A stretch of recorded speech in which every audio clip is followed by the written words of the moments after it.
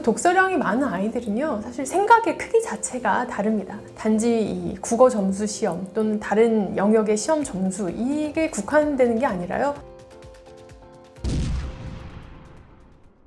독서와 성적은 어떤 관련성이 있을까요? 그 독서력이 단순히 성적을 올리는 데만 쓰이지는 않죠. 그래서 국영수 포함해서 모든 과목의 학습의 성패를 가르는 저는 공부의 토대 그 자체라고 생각합니다. 마치 건물을 지을 때 튼튼한 기초공사가 필요한 것처럼 독서력이 바로 우리 아이들의 학습 능력을 떠받치는 가장 단단한 기반입니다. 깊이 읽는 아이들이 사실은 성적이 높은 경우가 많은데요. 요즘 학부모님들이 독해력을 높이기 위해 초등학교 저학년 때부터 다양한 독해력 문제집을 이 관심을 가지고 풀리시는 경우가 많더라고요. 물론 문제집을 풀며 답을 찾아내는 것도 또 입시를 준비한 아이들에게 필요한 능력이지만 이 책은 읽지 않고 문제집 푸는 거에만 의존한다면 저는 아이들의 문해력 성장에 한계가 있다고 생각합니다. 문제집은 정해진 지문을 읽고 정답을 찾는 이런 스킬 훈련에 초점을 맞추죠. 하지만 진짜 독서력은 한 권의 책을 처음부터 끝까지 읽으면서 이 작가의 복잡한 생각의 흐름을 따라가고, 이 사람은 왜 이런 주장을 했을까? 나라면 이런 상황에서 어떻게 했을까? 이런 질문을 던지면서 아이들이 깊이 생각하는 능력을 키울 수 있거든요. 고전이나 이런 깊이 있는 책을 읽다 보면 쉽게 답이 나오지 않는 질문들도 사실 많습니다. 그래서 아이들이 책을 읽으면서 꼭 이렇게 선택해야만 했을까? 나라면 어떻게 했을까? 이런 능동적인 생각을 하면서 텍스트를 따라가는 거죠. 이런 과정이 바로 사고력과 창의력을 자라나게 합니다. 이렇게 책을 통해 깊이 있게 생각하고 꼬리에 꼬리를 물고 생각하는 이런 생각의 사슬을 끊임없이 훈련하는 아이들은요, 시험 문제가 나오더라도 겉으로 드러나지 않는 이런 숨겨진 출제자의 의도도 정확히 파악할 수 있고요. 또 여러 보기를 종합적으로 막 문제를 꼬아서 낸다고 하더라도 가장 합리적인 답을 추론해낼 수도 있습니다. 하지만 이제 독해력 문제집만 풀던 아이는요, 낯선 지문, 좀 어려운 지문이 나오면요, 겁먹고 당황해서 자기 실력을 발휘하기가 어렵습니다. 그렇지만 깊이 읽기를 훈련한 아이는 낯선 지문 속에서도 그 숨겨진 의도를 잘 파악하고 자기 스스로 분별할 수 있는 이런 태도가 장착되는 거죠. 그래서 이 문제에 대한 태도, 이 기세를 갖기 위해서는 단편적인 이 독해력 문제집만 푸는 것보다 책 한 권 자체를 깊이 있게 읽는 것을 더 추천드립니다. 그래서 저는 초등학생 때는 책 한 권을 더 깊이 읽는 게 먼저다라고 권하고 있습니다. 네, 그리고 두 번째는 아이들이 서술형 문제를 참 많이 틀리는데요. 결국엔 문해력, 또 해석이 안 돼서 틀리는 경우가 많습니다. 독서를 많이 한다고 이제 공부를 잘하게 되나요? 이렇게 질문하시는 부모님들 이제 마음을 들여다보면 수학은 좀 어렵지 않냐, 이런 질문들이 사실 많거든요. 저는 독서만으로 사실 수학 최상위권 오르기는 어렵죠. 하지만 독서 없이 또 수학을 잘하게 되기도 어렵다고 생각합니다. 중고등학교 수학은 논리적인 사고와 엄청난 이런 훈련, 반복적인 문제풀이가 요구된 영역이죠. 하지만 그 이전에 아이들이 수학을 많이 포기하는 이 결정적인 순간은 문제 해석의 단계에서 찾아옵니다. 제가 교실에서 만난 대부분 아이들은 수학 계산 능력이 굉장히 뛰어나서 문제를 주면은 굉장히 빨리 풉니다. 하지만 문장지 서술형 문제 같은 경우는 문장을 이해하지 못해서 손도 대지 못하는 경우가 정말 많았습니다. 아이들이 연산 문제는 잘 푸는데 이 계산 문제만 나오면 기다렸다는 듯이 막 외운 공식으로 척척 푸는데, 이제 원리를 설명해야 하는 그런 문제들이나 아니면 그걸 조금 이제 꼬아서 내는 문제들 같은 경우에는 정말 고전을 면치 못하더라고요. 시험지를 보면 문제의 복잡한 조건이나 긴 지문 자체를 이해를 못해서 뭘 풀어야지? 뭘 내가 구해야 되지? 이거를 찾는 것부터 사실은 어려운 경우가 많았습니다. 읽다가 결정적인 단어나 어떤 문장의 맥락을 놓치는 경우가 많아서 그렇겠죠. 그래서 이게 수학적 지식이 부족한 것이 아니라 사실은 문장을 해석하는 능력이 부족해서 수학도 어려워하는 아이들이 굉장히 많구나 라고 느끼게 됐습니다. 그래서 문해력이 없으면 수학도 잘하는데 가기까지가 참 어렵습니다. 서술형 문제를 파악하고 문제를 읽고 해석하는 능력을 키워줘야 하기 때문입니다. 네, 세 번째는요, 이 생각의 크기가 결국엔 아이의 미래를 결정한다고 생각합니다. 부모님들이 아이의 학습을 걱정하며 느끼는 불안은 내 아이가 미래에 행복하게 자기가 이제 삶을 주체적으로 살 수 있을까? 하는 이런 두려움이 있으신 거죠. 그래서 저는 지금 당장 이 높은 성적의 결과를 보이는 아이보다 이 독서력을 가진 아이가 훨씬 이 불안을 확신으로 바꿔줄 수 있다고 믿습니다. 많은 뇌과학자들은 독서가 주는 뇌과학적인 증거들을 이야기하는데요. 이 전두엽은 뇌에서 계획을 세우고 충동을 조절하고 어려운 과제를 해결하는 이런 가장 중요한 역할을 합니다. 근데 깊은 독서를 할 때 이 전두엽이 강력하게 자극되고 또 발달되고 거든요. 그래서 독서로 훈련된 전두엽은 아이가 복잡한 수학 문제를 풀 때에도 또 어려운 영어 질문 읽을 때도 자신의 미래를 계획할 때에도 흔들리지 않고 집중하면서 또 논리적으로 생각할 수 있는 힘을 제공합니다. 그래서 독서량이 많은 아이들은요, 사실 생각의 크기 자체가 다릅니다. 단지 이 국어 점수 시험 또는 다른 영역의 시험 점수 이게 국한되는 게 아니라요, 자기 스스로 질문하고 고민하고 또 해답을 찾아가는 이런 자기주도 학습 능력으로 발전하는 거죠. 그래서 저는 이러한 힘이야말로 단순 지식 노동자가 아니라 가치를 창출하는 리더로 아이를 성장시키는 가장 확실한 방법이라고 생각합니다. AI 시대, 어떤 아이가 살아남을까요? 네, 부모님들이랑 상담하다 보면은 이런 걱정들을 많이 하세요. 우리 아이가 책을 많이 안 읽는데 이게 정말 좋은 대학 갈 수 있냐, 성적 괜찮겠냐, 이제 이런 고민들을 많이 하시거든요. 근데 이런 질문이 너무 현실적이고 솔직해서 저도 엄마로서 참 공감이 가고 고개를 끄덕일 수밖에 없습니다. 이 질문 뒤에는 사실 성적 고민보다는 내 아이가 이 험한 세상에서 뒤처지지 않고 행복하게 살 수 있을까 하는 이런 깊은 사랑과 불안이 있다고 생각합니다.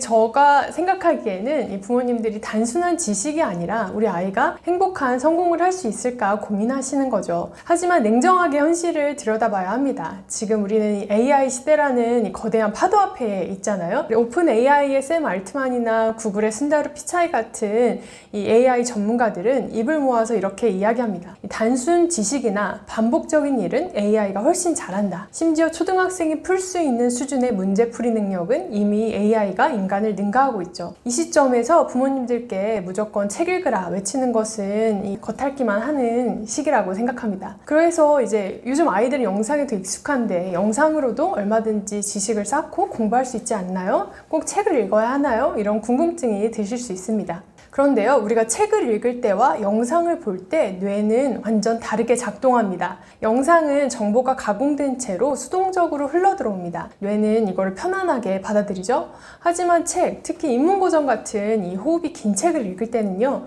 완전 달라집니다. 문장을 읽는 순간 뇌의 전두엽이 열심히 일하기 시작하죠. 이 단어의 의미가 뭐지? 이 문장 구조 왜 이렇게 됐지? 작가는 왜 이런 말을 했을까? 이런 글의 맥락을 따라가면서 능동적으로 스스로 생각하고 재구성하고 이 머릿속으로 상황을 시뮬레이션 하게 되죠. 바로 이것이 충동 조절, 계획 수립, 비판적 사고를 담당하는 근육을 단련합니다. 그래서 이런 책 읽기가 공부머리로 직결되는 이 과학적인 이유라고 할 수 있습니다. 책을 읽는 아이는 단순히 지식을 암기하는 것이 아니라 이 지식 간의 관계를 엮어내는 통찰력을 기르게 되는 거죠. 이 통찰력은요, 내신 시험의 서술형 문제나 수능의 킬러 문항처럼 이 주어진 정보가 있을 때 비판적으로 분석하고 또 새로운 답을 도출해야 하는 문제에서 압도적인 힘을 발휘합니다.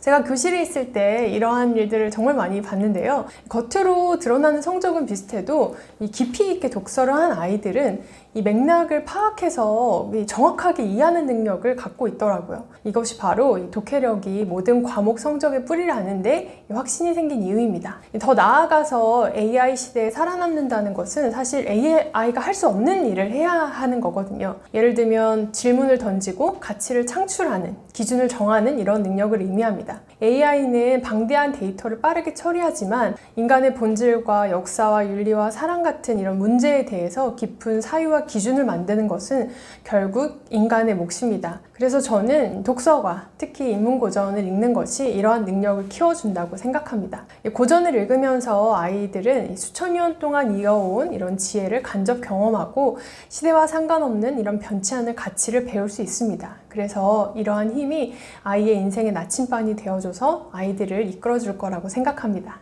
AI 시대, 책을 읽지 않는 아이는 어떻게 될까요?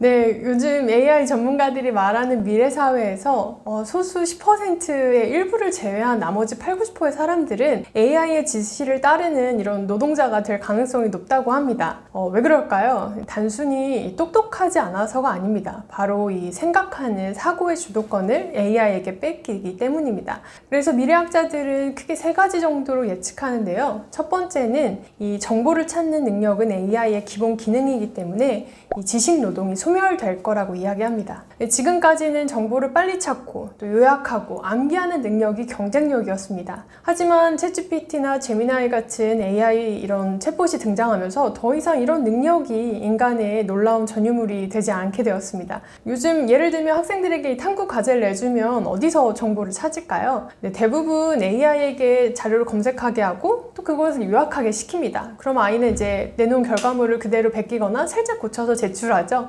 스스로 고민하고 생각하는 과정이 사실 통째로 생략되는 경우가 굉장히 많습니다. 이런 방식으로 학습하는 아이는 AI가 준 답을 정리하는 능력만 길러지게 되는 거죠. 그래서 AI가 발전하면 이 정리마저도 AI가 훨씬 더 효율적으로 잘하게 될 겁니다. 결국에 이렇게 단순하게 지식을 정보 처리하거나 반복 업무하는 노동은 가장 먼저 AI로 대체되거나 AI가 내린 결정에 따라 움직이는 매뉴얼화된 일로 전락하게 되는 거죠. 그래서 AI가 생각의 시작과 끝을 모두 장악하게 되는 것입니다. 두 번째는 맥락문맥에 갇힌 아이가 됩니다. 우리는 흔히 문맹이라고 하면 글자를 못 읽는 것을 떠올립니다. 하지만 AI 시대 가장 무서운 문맹은 바로 맥락문맹입니다. 글자는 읽을 수 있지만 글 속에 담긴 깊은 의미, 어떤 숨겨진 의도, 역사적 배경, 인간의 심리적 동기 이런 맥락을 이해하지 못하는 상태를 말하죠. AI는 수많은 단어의 통계를 바탕으로 다음에 올 단어를 예측해서 그럴듯한 문장을 만듭니다.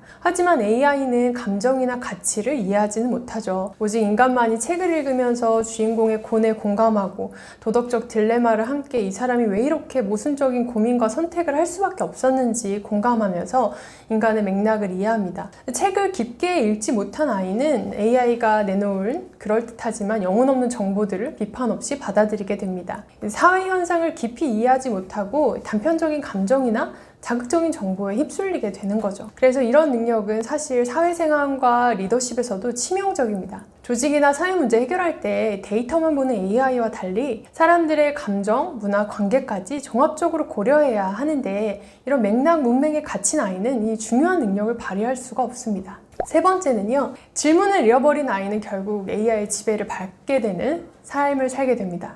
AI 시대의 가장 중요한 능력은 정답을 아는 게 아니라 올바른 질문을 던지는 것입니다. 요즘 AI 활용해 보셔서 알겠지만 같은 AI 활용하더라도 누가 어떤 질문을 어떻게 사용하냐에 따라서 사실 이 답변의 퀄리티가 천차만별입니다. AI에게 뭘 물어볼까? 이것을 결정하는 힘이 바로 독서에서 나옵니다. 깊이 있는 독서는 아이에게 세상을 바라보는 관점과 지적인 호기심을 심어줍니다. 그래서 이 호기심은 이 현상의 본질이 뭘까? 이거 어떻게 우리가 가치 있게 기준을 정해야 할까? 이런 근원적인 질문을 하게 되거든요. 하지만 책을 읽지 않는 아이는 결국 좋은 질문을 생각해낼 사고의 미천 자체가 부족해집니다.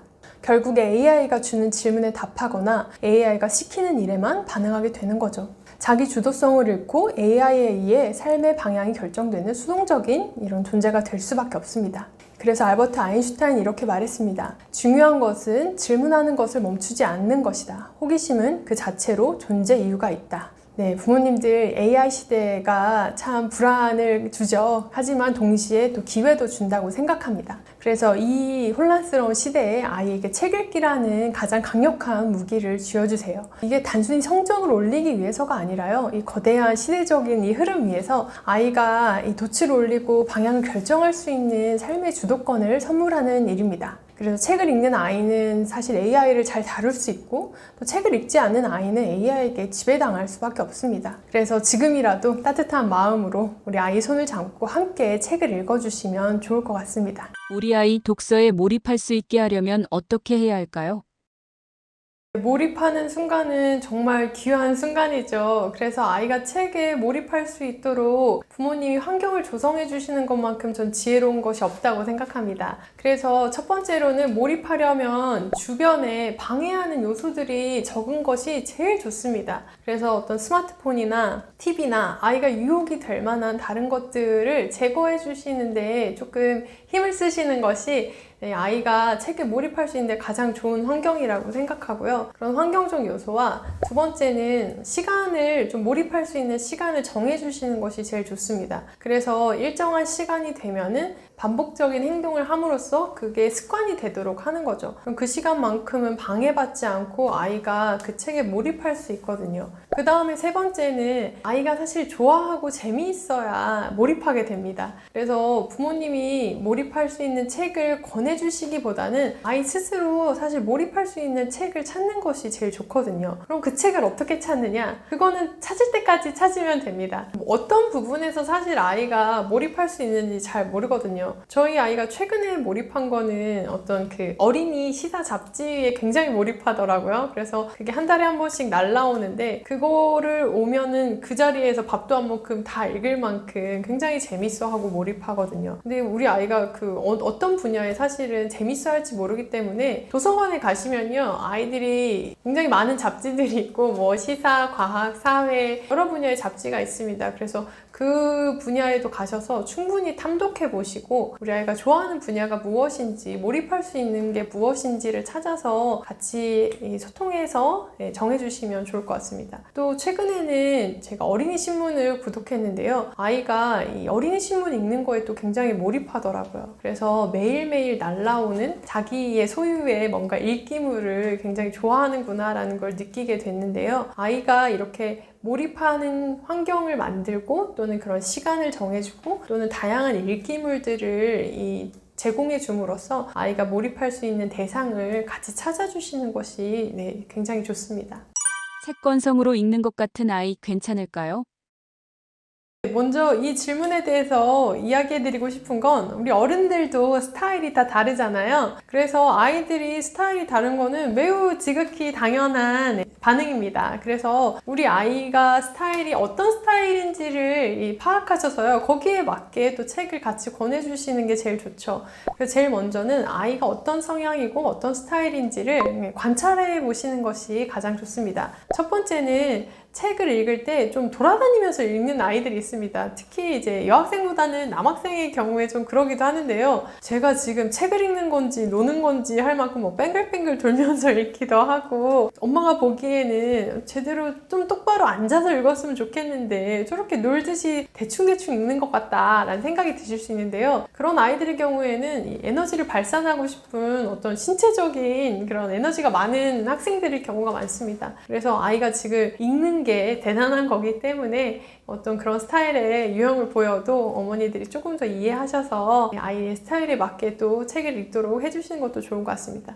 두 번째 아이는요, 책을 읽을 때 꼭 이렇게 연필이나 뭘 사용해가지고 밑줄 치면서 이렇게 하고 싶어 하는 경우가 있어요. 그래서 책을 보면은 다 촘촘하게 밑줄이 쳐 있는 경우가 있거든요. 저는 밑줄 치는 거를 굉장히 좋아하지만 모두 다 밑줄 치는 경우에는 오히려 이 밑줄을 긋는 것 때문에 방해가 될 수 있거든요. 그럴 때에는 조금 중요한 부분 또는 이제 어떻게 이게 동그라미 치고 네모 치고 밑줄을 쳐야 하는지를 조금 방향을 알려주셔서 아이가 이렇게 기록하면서 읽도록 도와주시면 좋을 것 같습니다. 사실 기록하면서 읽는 건 굉장히 좋은 거거든요. 책에만 있다면 아이가 자기의 읽은 내용을 재구성해서 받아들이는데 굉장히 효과적인 방법이기 때문에요. 그렇지만 모든 거에 다 밑줄을 치면은 오히려 신경이 분산될 수 있기 때문에 그런 방향은 제시해 주시면 좋겠다는 생각입니다.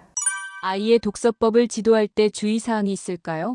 책 읽을 때 제일 이러면 안 된다는 건 훑어 읽는 겁니다. 예를 들면 분명히 책인데 아이가 이렇게 슉슉슉 이렇게 읽는 경우가 있어요. 글자를 안 읽고 그림처럼 읽는 겁니다. 속독이라고 하죠. 근데 저는 처음에는 속독하는 아이들을 보고 와, 너 굉장히 책을 빨리 많이 읽는구나를 감탄하면서 했는데 실제로 제가 수업해보면서 물어보니까 정말 기억을 많이 못하더라고요. 이 책을 읽었으면 꼭 알아야 되는 내용도 기억을 못한다거나 아니면 그거에 대한 생각이 전혀 없다거나 이런 경우에는 책을 읽어도 사실은 음식을 먹어도 그냥 죽 흘려보내는 것처럼 영양가가 남은 게 하나도 없게 됩니다. 그래서 속독, 다독 이거는 정말 아이에게 가장 안 좋은 책 읽기 습관입니다. 근데 만화책을 많이 읽은 아이들이 그렇게 좀 속독하고 다독하는 경향이 있습니다. 다 그런 건 아니지만요, 만화책은 그 말풍선 안에 들어가는 문장이 굉장히 짧잖아요. 그러다 보니까 아이들이 이렇게 문장이 3-4문장으로 길어지면